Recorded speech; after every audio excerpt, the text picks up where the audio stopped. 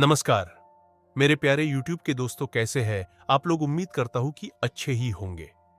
दोस्तों, आज की हमारी कहानी है अमावस्या की खौफनाक रात। लेकिन कहानी शुरू करने पहले बस मेरी आपसे गुजारिश है कि आप अगर इस कहानी को पूरा सुनेंगे तो आपको सच में बहुत ज्यादा मजा आने वाला है। साथ ही अगर आप पहली बार हमारे इस चैनल पर आए हैं तो चैनल को अभी सब्सक्राइब कर लीजिए। ऐसा करने से हमारी और आपकी नजदीक बढ़ जाएगी और आगे आने वाली वीडियो आप तक आसानी से पहुंच जाएगी। तो ज्यादा समय ना लेते हुए जल्दी से शुरू करते हैं। दोस्तों, गांव के किनारे एक घना जंगल था जिसे लोग चिरमिर वन के नाम से जानते थे। कहते हैं कि उस जंगल में अमावस्या की रात अजीब आवाजें आती थी। वहां कोई भी इंसान रात में जाने की हिम्मत नहीं करता था।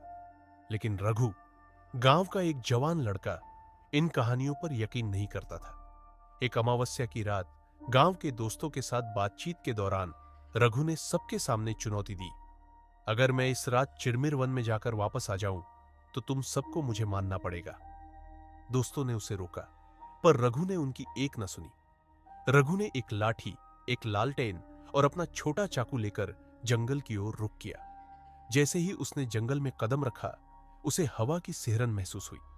पेड़ों से अजीब फुसफुसाहट की आवाजें आ रही थी। कुछ दूर चलते ही उसे एक बूढ़ी औरत का साया दिखा जो एक पेड़ के नीचे बैठी थी। बूढ़ी औरत ने उसकी तरफ इशारा करते हुए कहा, बेटा, वापस लौट जा। इस जंगल में रुकना तेरे लिए सही नहीं है। लेकिन रघु ने उसकी बातों को नजरअंदाज किया और आगे बढ़ गया। आगे जाने पर रघु को ऐसा महसूस हुआ जैसे कोई उसके पीछे चल रहा हो। उसने पलट कर देखा, लेकिन कोई नहीं था। कुछ और आगे जाने पर रघु को एक पुरानी टूटी हुई झोपड़ी दिखी। झोपड़ी के अंदर एक लाल रोशनी चमक रही थी। रघु के कदम अनजाने में उस झोपड़ी की ओर बढ़ने लगे। झोपड़ी के अंदर एक बड़ा लोहे का बक्सा रखा था। जैसे ही उसने बक्से को खोलने की कोशिश की, अंदर से जोर की चीख निकली। उसके पीछे अचानक दरवाजा अपने आप बंद हो गया। अचानक झोपड़ी में अंधेरा छा गया। एक भयानक साया उसके सामने प्रकट हुआ। वह आत्मा एक महिला की थी जिसके चेहरे पर आग जल रही थी। वह चिल्लाई, तूने मेरी नींद क्यों खराब की? अब तुझे इसकी सजा मिलेगी। रघु ने डर के मारे भागने की कोशिश की, लेकिन उसके पैर जमीन से चिपक गए। आत्मा ने उसे घसीटकर झोपड़ी के बीचों बीच लाकर फेंक दिया। उसने रघु से कहा, यह जंगल मेरा है और जो यहां आता है वो कभी वापस नहीं जाता। अगली सुबह जब रघु गांव में नहीं लौटा तो दोस्तों ने उसकी खोज शुरू की। जंगल के किनारे उन्हें उसकी लाठी और लालटेन मिली, लेकिन रघु का कोई अता पता नहीं था।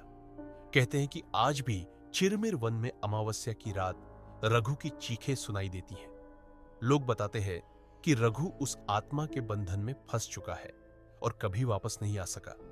गांव में रघु की खोज करने के लिए अब हर कोई चिंतित हो गया था। गांव के बुजुर्गों ने सलाह दी कि चिरमिर वन में ऐसे ही अनेकों लोग गायब हुए हैं और उनके पीछे रहस्यमयी आत्माओं का हाथ है।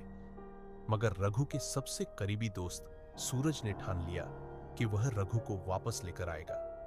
अगली अमावस्या की रात सूरज ने जंगल में जाने का निर्णय लिया। उसने साथ में कुछ तांत्रिक चीजें भी ले ली, जिनमें नींबू, मिर्च और हनुमान चालीसा का एक छोटा सा पुस्तक था। सूरज का मानना था कि भगवान पर विश्वास से वह किसी भी बुरी शक्ति का सामना कर सकता है।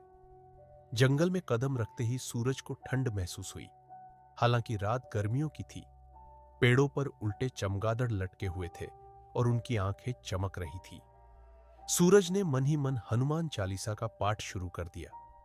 थोड़ी दूर चलते ही उसे रास्ते में वही बूढ़ी औरत मिली जिसने रघु को चेतावनी दी थी।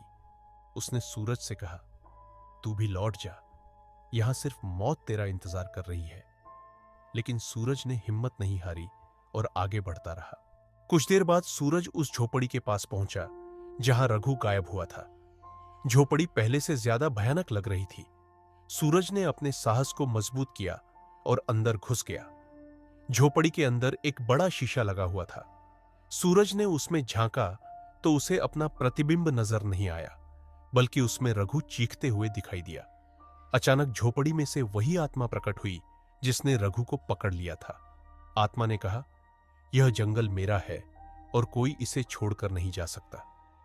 सूरज ने आत्मा से विनती की, मैं यहां अपने दोस्त को लेने आया हूं, कृपया उसे मुक्त कर दो। आत्मा ने हंसते हुए कहा, अगर तुझे अपने दोस्त को बचाना है तो तुझे मेरी 3 शर्तें पूरी करनी होंगी।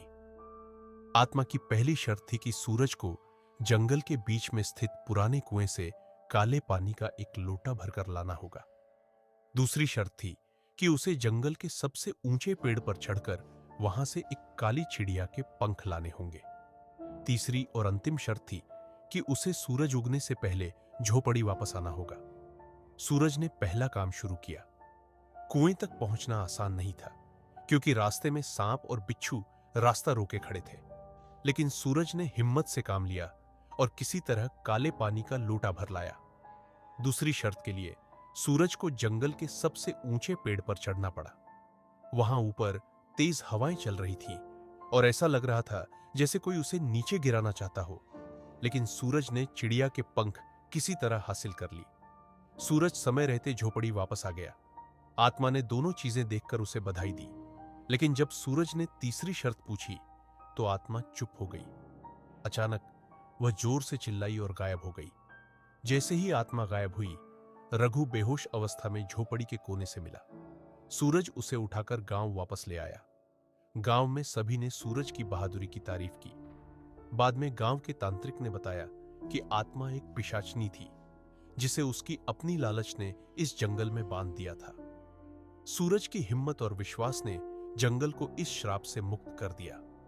आज भी गांव के लोग इस कहानी को सुनाते हैं और कहते हैं कि सूरज और रघु की बहादुरी ने चिरमिर वन को हमेशा के लिए शांत कर दिया। दोस्तों, आज के लिए बस इतना ही। आप लोग को ये कहानी कैसी लगी कमेंट करके जरूर बताइएगा। और हाँ, अभी तक अगर इस वीडियो को लाइक नहीं किए हैं तो प्लीज वीडियो को लाइक कर लीजिए और चैनल को सब्सक्राइब भी कर लीजिए। अब मिलते हैं कल किसी और डरावनी कहानी के साथ।